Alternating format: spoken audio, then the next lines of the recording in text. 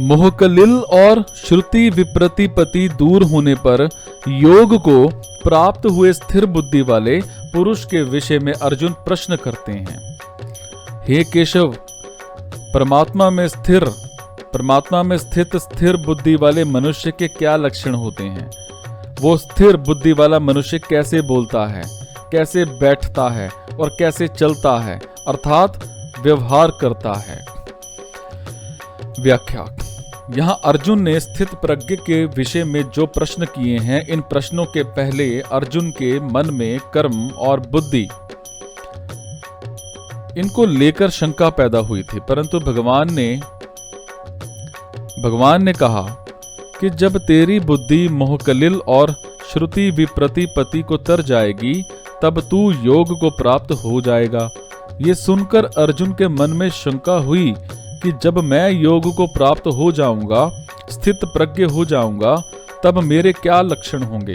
अतः अर्जुन ने इस अपनी व्यक्तिगत शंका को पहले पूछ लिया और क्रम और बुद्धि को लेकर अर्थात सिद्धांत को लेकर जो दूसरी शंका थी उसको अर्जुन ने स्थित प्रज्ञ के लक्षणों का वर्णन होने के बाद पूछ लिया।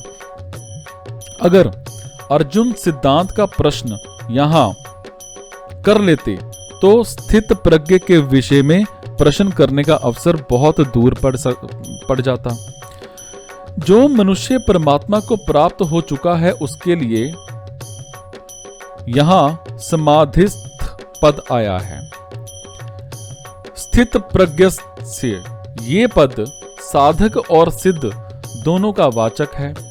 जिसका विचार दृढ़ है, जो साधन से कभी विचलित नहीं होता, ऐसा साधक भी स्थित प्रज्ञ मतलब स्थिर बुद्धि वाला है और इसके अलावा स्थिर बुद्धि वाला है और परमात्म तत्व का अनुभव होने से जिसकी बुद्धि स्थिर हो चुकी है, ऐसा सिद्ध भी स्थित प्रज्ञ है। अर्थात यहां स्थित प्रज्ञ शब्द से साधक और सिद्ध दोनों लिए गए हैं। यहां शंका होती है कि अर्जुन तो समाधि स्थस्य पद से सिद्ध स्थित प्रज्ञ की बात ही पूछी थी, पर भगवान ने स्थित प्रज्ञ के लक्षणों में साधकों की बातें क्यों कही?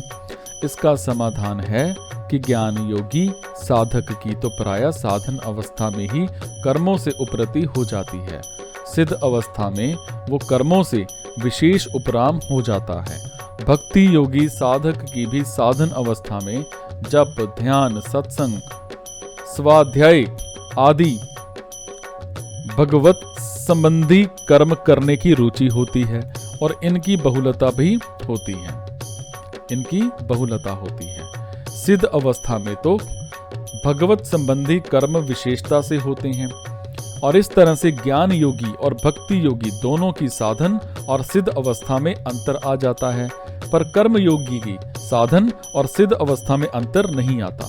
उसका दोनों अवस्थाओं में कर्म करने का प्रवाह ज्यों का त्यों चलता रहता है, कारण कि साधन अवस्था में उसका कर्म करने का प्रवाह चल रहा है और उसके योग पर आरूढ़ होने में भी कर्म की खास कारण हो रहे हैं।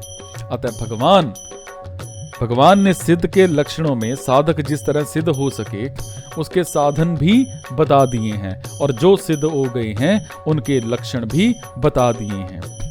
परमात्मा में स्थित स्थिर बुद्धि वाले मनुष्य को किस वाणी से कहा जाता है, अर्थात उसके क्या लक्षण होते हैं? वो स्थिर बुद्धि वाला मनुष्य कैसे बोलता है, वो कैसे बैठता है, अर्थात संसार में किस तरह से उपराम होता है, वो कैसे चलता है, अर्थात व्यवहार कैसे करता है, इसको आगे के श्लोकों में बताएंगे।